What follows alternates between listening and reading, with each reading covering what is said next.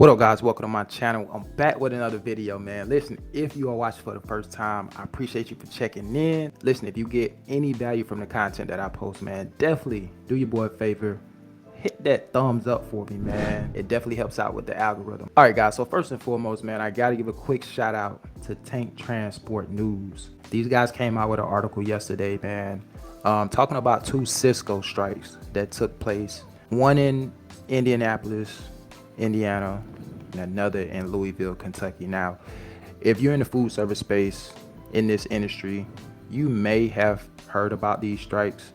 I actually seen a couple of YouTubers making videos about it. I even was asked to make a video about what was going on in those locations, but I chose not to. I just wanted to kind of wait it out and see what would transpire, right? But now it's essentially the aftermath. Everything is over. Both parties have came to an agreement, and I feel a little bit better about making a video and really sharing my thoughts and how I feel about the whole situation. But before I share my thoughts, man, I want to dive into this article and really talk about some of the specifics that are in this article, and also some of the specifics that are in the new contract, such as pay increases, at least the percentages we're going to talk about today.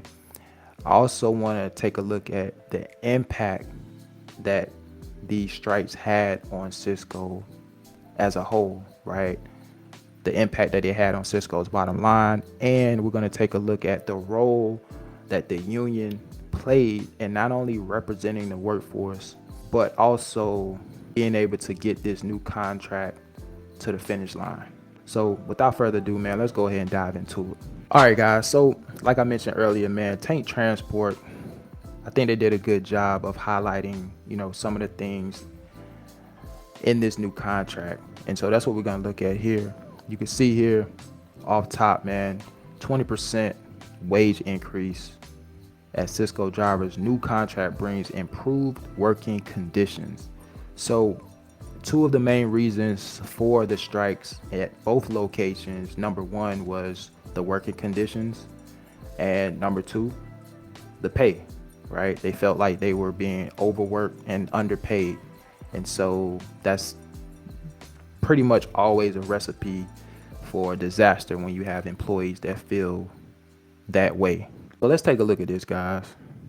It says Cisco drivers new contract, significant wage increases and improved work conditions. Cisco truck drivers and warehouse workers from Indianapolis, Indiana and Louisville, Kentucky have accepted new 5-year contracts with their unions. According to a news release from the International Brotherhood of Teamsters, the Cisco drivers new contract involves a considerable wage increase for both local 89 in Louisville and local 135 in Indianapolis, addressing pay and working conditions concerns that led to the strikes earlier this year. Substantial wage increases in the new contract. Wages for local 89 workers in Louisville are set to increase by more than 20% in the first year, while wages for local 135 workers in Indianapolis will average a 23% increase over the 5-year contract. According to the labor organization, the strikes carried out by the two local unions affected Cisco's bottom line in the second quarter, prompting the company to engage in contract negotiations to resolve the issues. Previous strikes and union efforts. More than 1,000 workers engaged in strikes nationwide, with union workers in Indianapolis and Louisville holding picket lines earlier this year. Delivery drivers in Louisville first organized in August, adding 100 people to the ranks of Teamsters, representing over 10,000 Cisco workers. The strikes at 3 sites in Arizona, Massachusetts, and New York led to Cisco using third-party resources, impacting second quarter results by $26 million. In other words, these guys suffered a loss of $26 million due to customers not being served, right? Because they didn't have the manpower to make the deliveries. And so this is the result of that. The strikes required Cisco to use third-party resources, ultimately impacting second quarter results by $26 million. Executives said in January on an earnings call. However, Cisco's chief executive, or CEO, Kevin Huracan, forgive me if I mispronounce your name, assured analysts that the expense was in the rearview mirror and would not be repeated in the second half of the fiscal year. All right, let's look at some of the lessons learned from the strike. It says the strikes and contract negotiations highlight the importance of communication between companies and their employees. By engaging in open dialogue and addressing worker concerns, Cisco was able to secure new contracts that benefit both parties. This experience can serve as a valuable lesson for other companies facing similar challenges, emphasizing the need for proactive conflict resolution and maintaining strong relationships with employees and unions. All right, let's take a look at the role of the unions. The Cisco drivers' new contract serves as an example of the critical role unions play in advocating for workers' rights and ensuring fair wages and working conditions. The Teamsters' involvement in the negotiations and their support for the striking workers showcase the importance of union representation in protecting the interests of employees in various industries. All right, guys, so there you have it. Here's my thoughts about the whole situation. Congratulations, first and foremost, to both parties for coming to an agreement and finally getting this done. It definitely was necessary. But here's my opinion on this whole situation. Number one, at the time of this video, Cisco's net worth is around $39 billion with a B.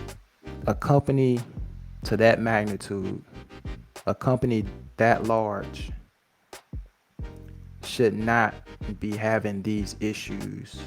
I don't feel like it should get to the point to where workers or the workforce have to collectively come together and impose a strike in order for demands to be met. And not just any demands, reasonable demands, right?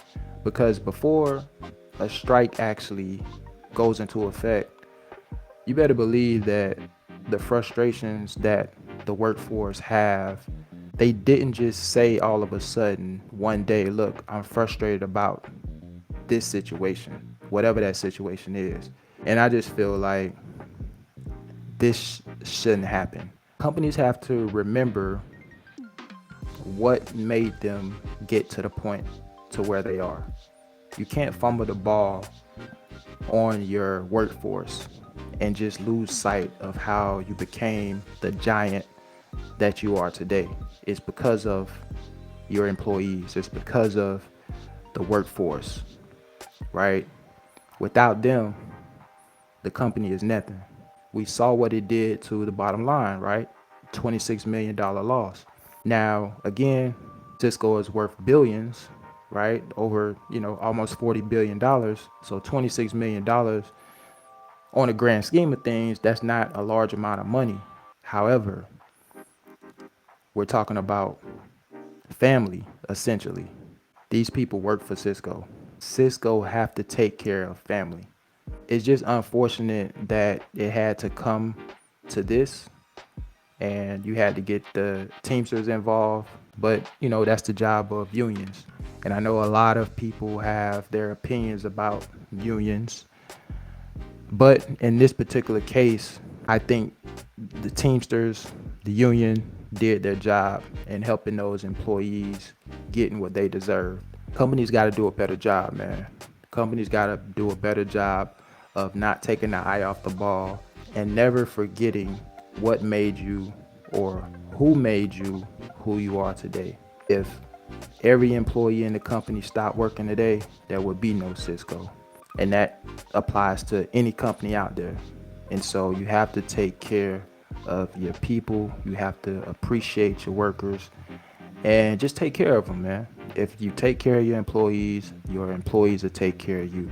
So that's my thoughts, man. Let me know what you guys think about this whole situation with these two strikes. Do you think the Cisco drivers, the Cisco workforce came out with a win? Let me know your thoughts in the comments. Look, I'm gonna get ready to get out of here. Until the next video, I'll catch you guys later, man. Peace.